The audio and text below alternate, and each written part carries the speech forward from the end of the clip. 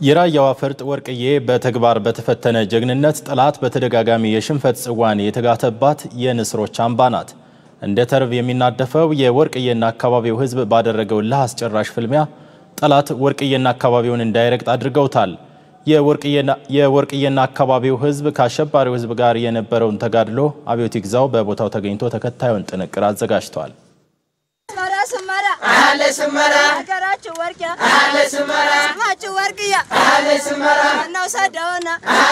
በተግባር የተፈተነ ጀግንነት የታየባት ጠላት የንስሮቹን በትር መቋቋም ተስኖት ሽንፈቱን ተከናድሞ የውርደት ጽዋውን በተደጋጋሚ የተጋተባት የራያ ፈርጦች አምባ ወርቅዬ ጠላት የራያ ምድር እንደረገጠ ዱርቤቴ ብለው ድንጋይ ተንተርሰው ያለመታከት የተፋለሙ የጠላት ከባድ መሳሪያ የሚተፋውን እሳት እያዳፈኑ ከግንዳቸው ጋር የተሰፋችውን ክላሽንኮቭ ቃታ እየሳቡ ጠላትን ለብልበው መውጫ መግቢያ ሳጥተውታል። የወርቅዬ ወርቃማ ልጆች እንደ ንስር እየቃኙ እንደ ተርብ የሚናደፉት መሬት አንቀጥቅጦቹ የወርቅዬና አካባቢው ተወርዋሪ ኮከቦች ከጠላት ጋር በተደጋጋሚ ባደረጉት ለአስጨራሽ ፍልሚያ ጠላት ወርቅዬና አካባቢውን በእግሩ መርገጥ ቀርቶ ባይኑ እንኳን አሻግሮ ሳይቀርቷል። የሽምቅ ውጊያ ጠበብቶቹ ጠላት በመሸገበት ሁሉ በሚሰነዝሩት የተጠና ምት የሽብር ቡድኑን ረፍት አሳጥተው ነጥቀው በሚታጠቁት መሳሪያ እየወጉ በየጥሻው ቀብረውታል። ሐምሌ 26 ሲገባ ተደራጅተን ጠበቅነው።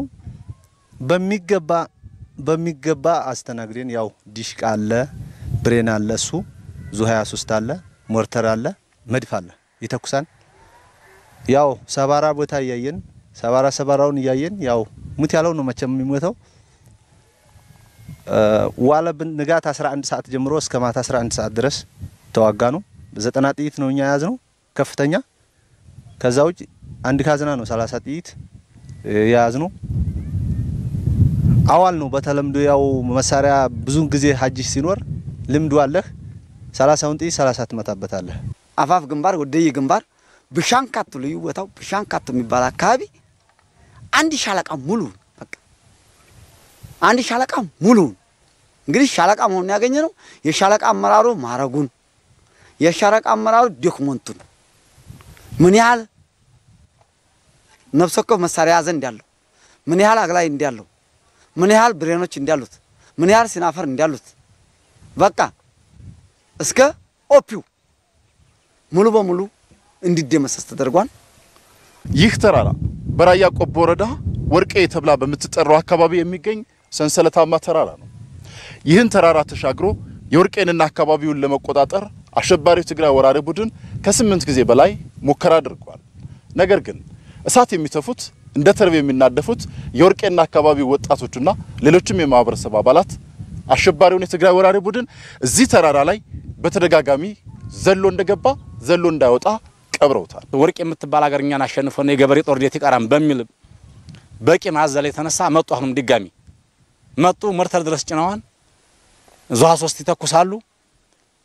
ወደይ የሚባል ቦታ ነው 02 ቀበሌ እኛ ከኛ ቀበሌ የምታኮሻ እናረግን በለን ገና ሲመጡ እዚያው ጠበቅናቸው።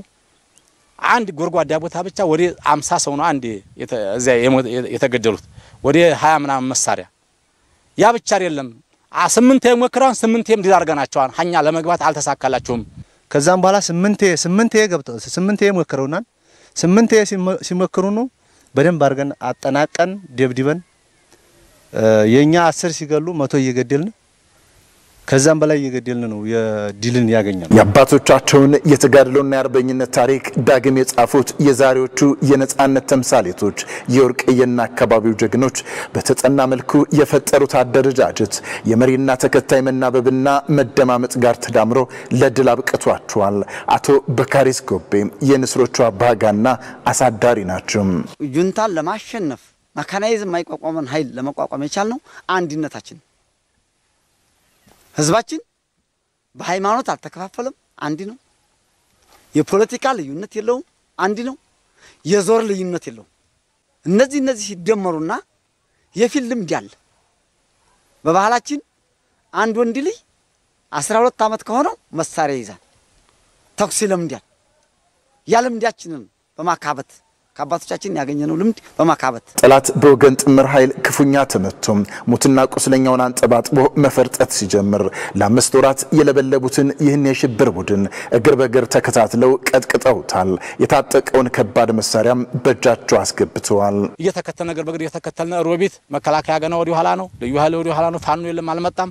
ወደ ዞብል ብሎ ሄዷን በዞብል ውጊያ እግር በእግር ተከተለነ የነበረውን 40 ምናምን ሰው ቅምቅም አድርጎ የኛ ወጣት መከራ ኦራን ግሊደር ራሱ የመንገድ እንትን የራሳቸው መደልያ የነበረውን የበቀደሙ ውጊያ እግር በእግር እየተከተለ ነው። አንድ ግድም እንኳን ወዲ 44 ሬሳ ያስጣለው ማንም አጋዥ በሌለበት መከላከያ ከኋላ ቢመጣም አልደረሰም።